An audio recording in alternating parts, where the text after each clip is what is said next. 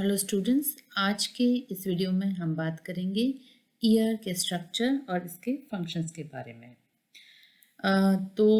सबसे पहले हम बात करते हैं कि जो मानव कान होता है, इसके 3 पार्ट्स होते हैं, या इसकी संरचना को समझने के लिए हम इसको 3 भागों में बांट सकते हैं।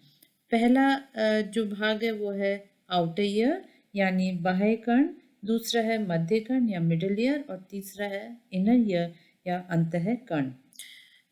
बाह्य कर्ण या आउटर ईयर जो है, यह वह हिस्सा है जिससे हम बाहर से देख सकते हैं, और इसको 2 भागों में बांटा जा सकता है। पिन्ना ये है जो कि बाहर दिखता है, और दूसरा है कान की नली या ऑडिटरी कैनाल या ईयर कैनाल। पिन्ना जो है ये बेसिकली बाहर की ओर निकला हुआ हिस्सा है, और इसके द्वारा ध्वनि तरंगों को जमा करके उसे कान की नली में भेजा जाता है। पिन्ना जो है ये जो इन्फॉर्मेशन है या जो ध्वनि आती है इसको कान की नली में डाल देता है, और ये ध्वनि कान की नली से ईयर ड्रम तक पहुंच जाती है। ध्वनि तरंगे जब ईयर ड्रम तक पहुंचती हैं, जो कि ये ईयर ड्रम क्योंकि बहुत कोमल और संवेदनशील होता है, अतः यहाँ पर जैसी ध्वनि आती है तो कंपन उत्पन्न हो जाती है। इस कर्णपट से या ईयर ड्रम से शुरू होता है मध्य कर्ण या मिडल ईयर। मिडल ईयर एक छोटी सी जगह है जो हवा से भरी होती है। ये भाग, ये मिडल ईयर है, ये हवा से भरी होती है, और इस के अंदर 3 छोटी छोटी हड्डियां होती हैं जो हैं हैमर, एनविल एंड स्टिरप।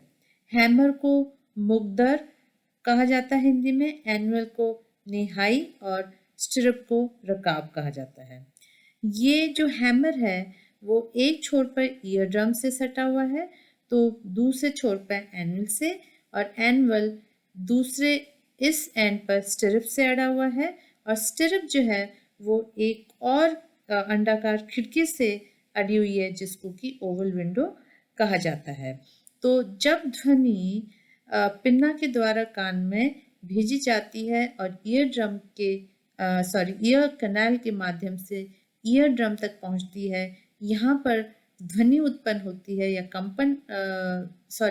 ध्वनि उत्पन्न नहीं होती, यहाँ कंपन उत्पन्न होती है, और ये वाइब्रेशन जो है ये हैमर से होते हुए एनवल्स, और एनवल के बाद स्टिरप से होते हुए इस ओवल विंडो तक पहुंच जाती है।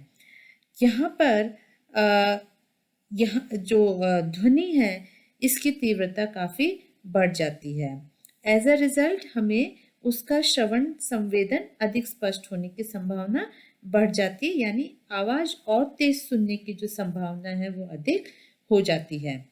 जब अंतिम हड्डी जो कि स्टिरप है, यहाँ पर कंपन होती है, तो ये कंपन आगे ट्रांसफर हो जाती है अंडाकार खिड़की में, और इसके माध्यम से ये एंटर हो जाती है आपके इनर ईयर में।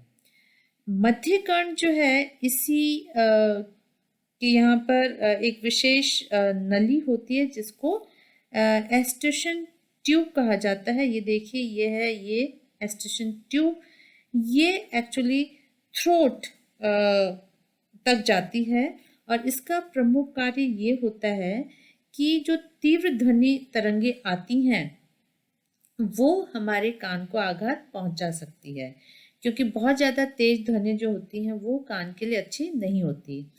तो जब बहुत तीव्र आवाज़ होती है तो कान के अंदर कंपन जो है वो इस नली के द्वारा हमारे कंठ तक पहुंचती है, और कंठ से फिर ये मुंह से बाहर निकल जाती है। यदि ये नली नहीं होती तो कर्णपट जो है वो तेज आवाज से फट जा सकता है। अब हम बात करते हैं हमारे अंतः कर्ण की, या जिसको हम इनर ईयर कहते हैं। इनर ईयर जो है ये बेसिकली ओवल विंडो या अंडाकार खिड़की से प्रारंभ हो जाता है और इस अंतःकरण के अंदर ही हमारे श्रव्य संवेदन को रिसीव करने वाली जो रिसेप्टर सेल्स हैं वो पाए जाते हैं। अंतःकरण या इनर ईयर की बनावट को हम दो भागों में बांटकर अध्ययन कर सकते हैं। एक तो सेमी सर्कुलर कैनाल और दूसरा कोक्लिया। तो ये कोक्लिया है और इसके अंदर ही सेमी सर्कुलर कैनाल्स होते हैं।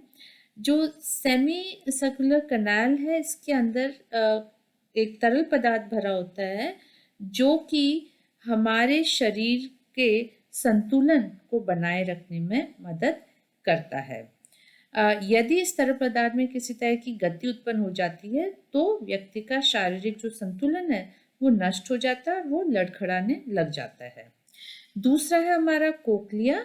यह अंतःकरण का सबसे मुख्य भाग है क्योंकि इसी में हमारे जो ग्राहक कोशिकाएं होती है, रिसेप्टर सेल्स, वो मौजूद हैं। ये कोक्लिया जो है ये देखने में एक शंख समान या स्नेल के जैसा दिखता है। इसके अंदर ही 3 नलिकाएं होती हैं। एक है वेस्टिबुलर नलिका, दूसरी कोक्लियर नलिका और तीसरी टिम्फेनिक नलिका। ये तीनों ही नलिका एक दूसरे से एक मेम्ब्रेन या झिल्ली के द्वारा अलग होती हैं। अब यहाँ पर जो कोक्लियर नलिका और टिम्फेनिक नलिका है, इन दोनों के बीच जो मेम्ब्रेन पाया जाता है, ये झिल्ली है, उस झिल्ली के ऊपर ऑर्गन ऑफ कॉर्टी पाए जाते हैं जिसमें कि केश कोशिकाएं या हेयर सेल्स होते हैं।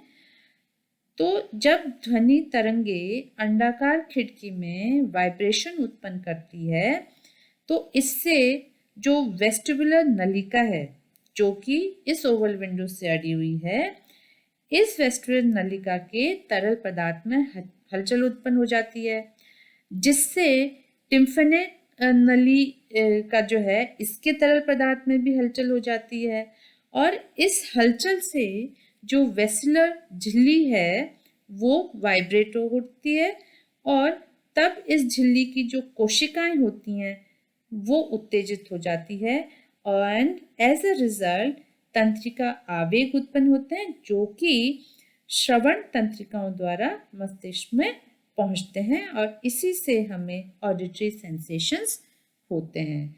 तो ये देखा आपने कि कान का जो संरचना है वो जटिल है और जो सुनने की प्रक्रिया है वो कई चरणों से होकर गुजरती है।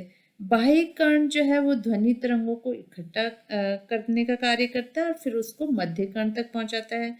मध्य कर्ण जो है वो ध्वनि की तीव्रता को बढ़ा देता है और अंतःकर्ण जो है उसके अंदर केश कोशिकाएं होती हैं जो कि श्रवण तंत्र का आवेग उत्पन्न करके उसे मस्तिष्क तक भेजने का कार्य करती हैं जिससे फिर हमें ऑडिटरी सेंसेशंस होते हैं। आपको मालूम है कि मानव कर्ण जो है वो सिर्फ 20 हर्ट्ज से लेकर 20,000 हर्ट्ज तक की ध्वनि को ही सुन पाता है। तो ये है कान का स्ट्रक्चर और इसके फंक्शंस। थैंक